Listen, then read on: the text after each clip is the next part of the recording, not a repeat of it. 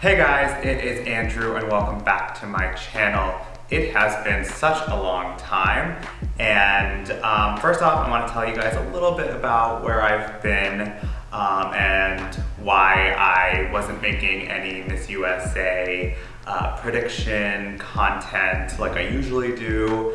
A little over a month ago, I had a pretty major health scare, and I actually ended up spending about 11 days in the hospital, and then I had a couple of weeks of outpatient treatment, and it was a whole mess, but I'm happy to say that I am doing much better now. I am back to normal life.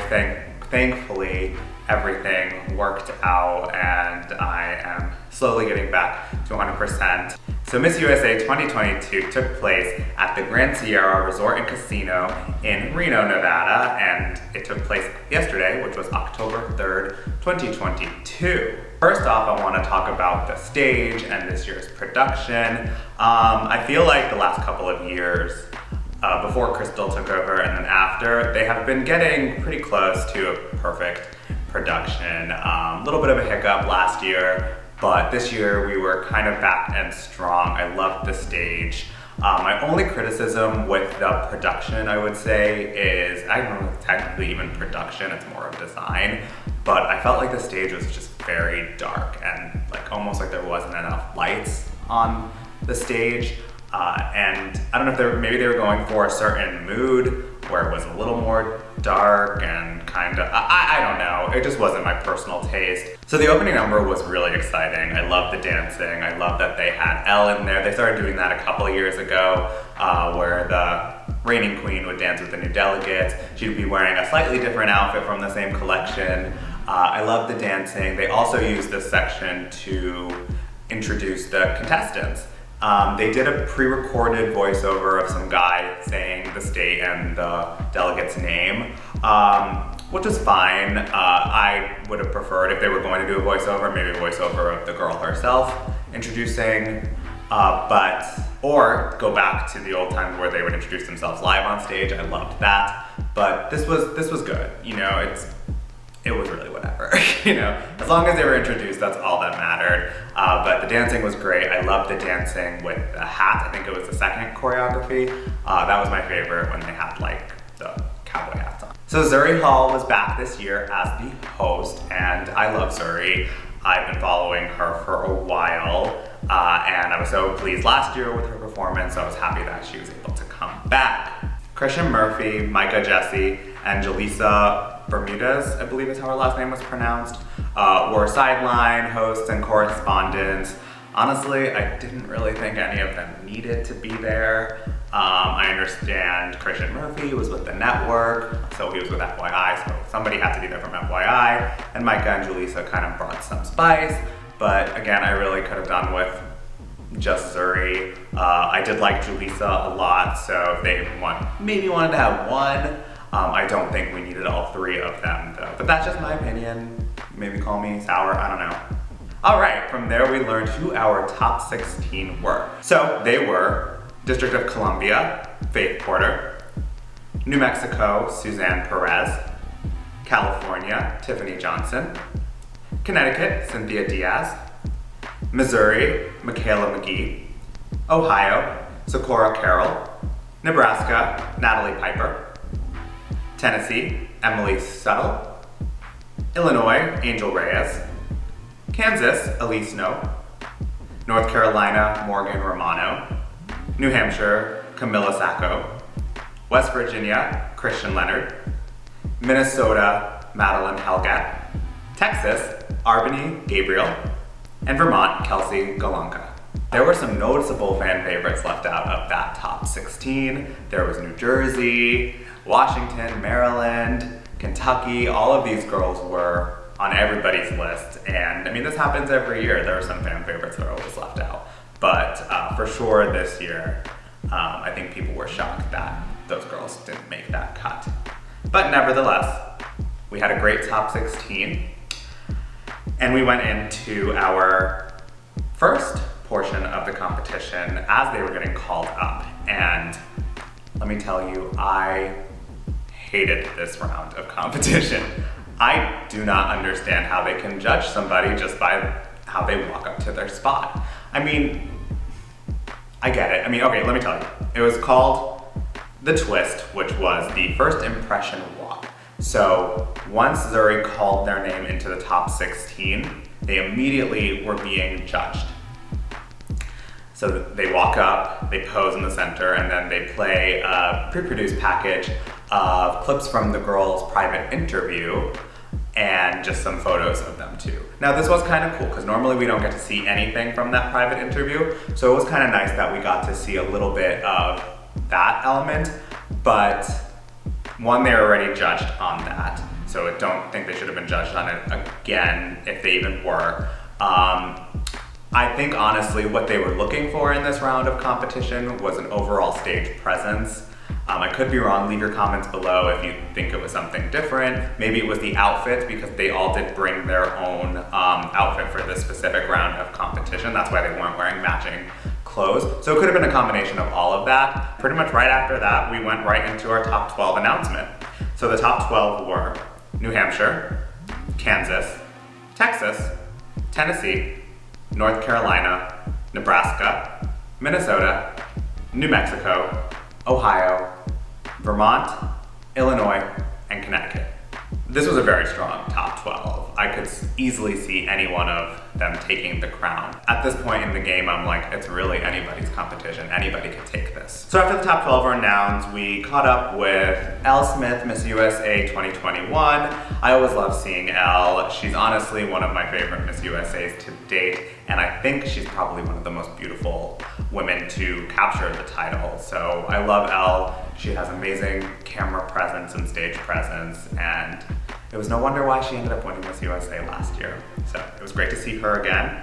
Then we got to meet our newly crowned Miss Teen USA 2022, Farron Medhey of Nebraska. She got crowned on October 1st, which was Saturday night, same venue in Reno, Tahoe. She is the first Indian American to win the title of Miss Teen USA, as well as the first woman from Nebraska to win the crown. So sending a huge congratulations to Farron, and I can't wait to see what you do on your year. So the top 12 competed in both swim and evening gown. And again, like I said previously, I feel like the playing field was very leveled. They all did great. Nobody tripped, nobody stumbled. Well, Kansas kind of struggled down the stairs Kansas and Texas kind of struggled down the stairs in evening gown, but very minimal, hardly noticeable. But my best in swimsuit was for sure Texas, and my best in evening gown was North Carolina. And fun fact, I think she actually wore the exact same dress to her state pageant when she won Miss North Carolina USA. It's a beautiful dress, it fit her perfectly, and it was just this fun pop of orange and pink and yellow. It was a really beautiful dress. My only criticisms with these two phases of the competition is one, in swimsuit, they didn't have a sarong or a cape or really any kind of thing. The last couple of years, they always had some kind of fabric that they could kind of walk with and play with while they were walking down the runway. They kind of didn't have anything. It was just the swimsuit, and I hated, I don't know why I hated this so much because it's kind of dumb, but I hated that they were wearing their sashes during the phases of the competition. All right, after that, we chatted with Miss Universe 2021, Harna Sandhu.